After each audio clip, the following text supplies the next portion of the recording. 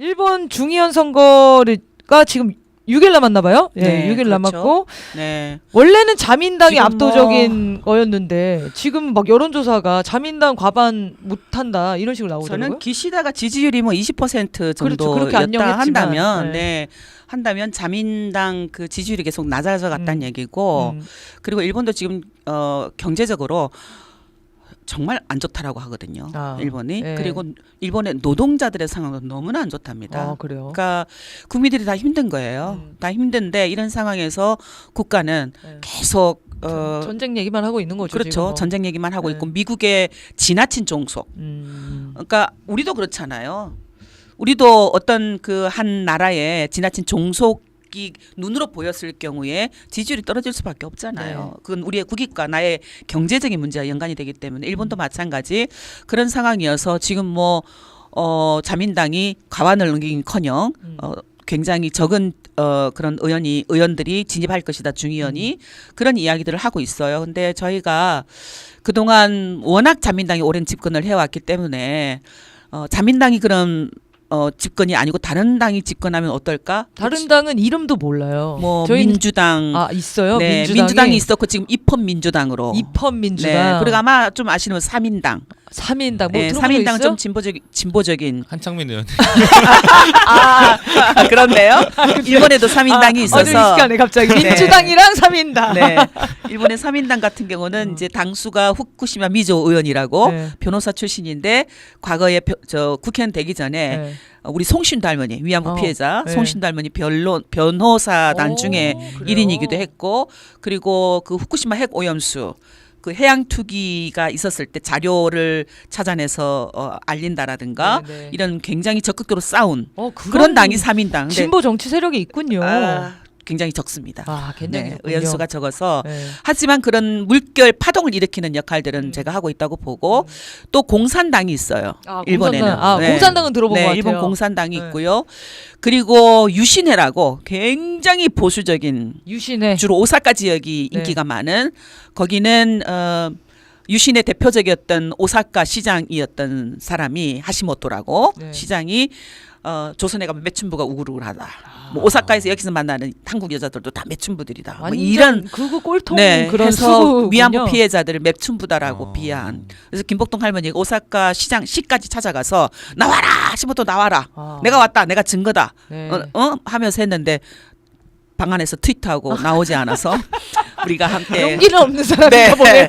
웃었던 이름이 공명당이라는 당도 있고요. 공명당. 네, 당이 그래서 정당이 많군요. 많아요. 네, 많은데 이제 워낙 자민당이 자민당이 집권을 압도적인 오래 거예요? 해왔고, 근데 이제 자민당이 혹시 이제 그 이번에 그 의회 진출이 숫자가 자기들이 정권을 잡을 숫자가 안 된다. 네. 그럴 경우 또 다른 당과 손을 잡게 되겠죠. 일본이 그러니까 과반이 넘은 정당이 총리를 하는 건 그렇죠. 거죠. 네. 그래서 지금 그게 과반이 안 될 아니냐. 경우에는 연결해서 그러면 같이 연합해가지고 연합해서 거기서 총리를 정권을 잡고 선정하는군요. 그렇죠. 예. 그런데 만약에 이제 그랬을 경우 입헌민주당하고 손을 잡으면 가능할 것인가? 우리에게 좀 나을까?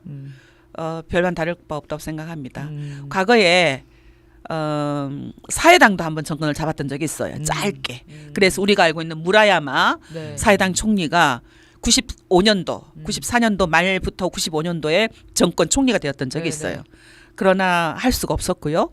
그 다음에 민주당 정부가 또 정권을 잡았던 때가 있어요. 근데 저희가 가장 힘든 시기가 그때였던 것 같아요. 민주당 정부 때 이 문제를 해결하자라고 해서 제가 그 해에는 거의 일본을 우리 어디 저 부산 드나들씩 드나들었던 것 같아요. 이때가 기회다라고 해서 일본 시민들하고 일본 변호사들하고 일본 민주당 의원들하고 계속 만나고 로비하고 접촉하고 피해자들이 원하는 해결 제발 내놔라 이러고 그랬는데 그때는 그러니까 1998년부터 일본 의회에 위안부 문제를 해결하는 법안이 제출은 됐어요. 발의가 됐다라고 하죠. 우리가 보통 그 법안 내용이 전시 성적 강제 피해자 문제 해결 법안이었어요. 해결 촉진 법안. 근데 민주당 정부 들어와서 딱 정권을 잡자마자 총리가 의원들 발의 입법하지 말아라. 라고 이렇게 쫙 지시를 해요. 그러니까 그 민주당이 집권하는 동안에는 우리는 기대를 했죠.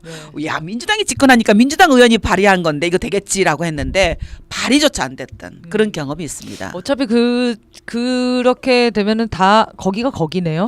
결국 구조의 문제니까. 네. 결국은 구조의 문제고 일본이 그동안 이렇게 뿌리를 쭉 이어왔던 네. 일본의 사회 시스템 네. 그건 결국은 전쟁을 일으켰던 세력이 전후에도 그대로 우리가 똑같죠. 전후에도 그대로 집권했고 그러니까 정치를 아베 외할아버지도 정치가 총리, 아베도 총리, 아소 할아버지도 총리, 지금 아소 다로도 총리를 지냈고 스가 등 다 그 당시 할아버지가 일본 총리라고 손자들이 또 총리를 이어가고 하는 이런 대물림 승계 그건 어떤 걸 의미하냐면은 군국주의 세력이 그대로 승계되고 있는 것이다. 네. 따라서 우리가 낭만적인 생각을 절대로 가지면 안 된다. 그러나 절망을 할 것이냐? 저는 아니라고. 그건 정말 위험한 것이고요. 네. 그럴 때일수록 우리가 할 수 있는 게 뭐냐? 일본의 평화 세력, 아. 일본의 인권 운동 세력, 네. 그리고 이런 반핵 운동하는 사람들조차도 우리가 후쿠시마 핵 오염수 해양 투기 반대 투쟁을 할 때도 일본에서 끈질기게 그 운동을 하셨던 분들이 있어요. 지금도 있고요. 네. 그러니까 그분들과 함께 손잡고 연대하는 일들. 그리고 지금도 우리 청년들은 역사 인식을 계속 조금 옅어지고 있다라고 하는 우려들을 하고 있잖아요. 오히려 일본 청년들 중에서도 역사 인식을 제대로 하고 이 문제는 꼭 일본이 해결해야 된다라고 하는 청년들이 여전히 있어요. 그러니까 그분들과 우리 한국 청년들이 교류도 하게 하고 또 좀 우리가 좀 재정도 빵빵하면 혹은 혹시 이 방송을 보시는 분들 중에 내가 좀 뭔가 돈이 좀 있는데 그런 일에 좀 돈을 투자하고 싶다 하시는 분들이 있다면 일본의 청소년들을 일본의 청년들을 혹은 지자체의 시의원들을 꼭 우리가 일본 국회의원들만이 아니라 네. 중의원 참의원만 생각하는 것이 아니라 지자체 의원들을 한국에 초청해서 봐 너희들이 맨날 떠들고 있듯이 우리가 지금 이렇게 하고 있는 거 그 거짓을 하는 게 아니다. 정말로 진실은 여기에 있다라고 하는 교육들을 현장에서 한다면 네. 돌아가면 그분들이 새로운 일본 사회를 변화시킬 수 있는 일이 새로운 되지 세력이 않을까 되겠네요. 그런 생각이 좀 들어서 네. 그런 노력들을 좀 열심히 해주면 좋겠다. 네.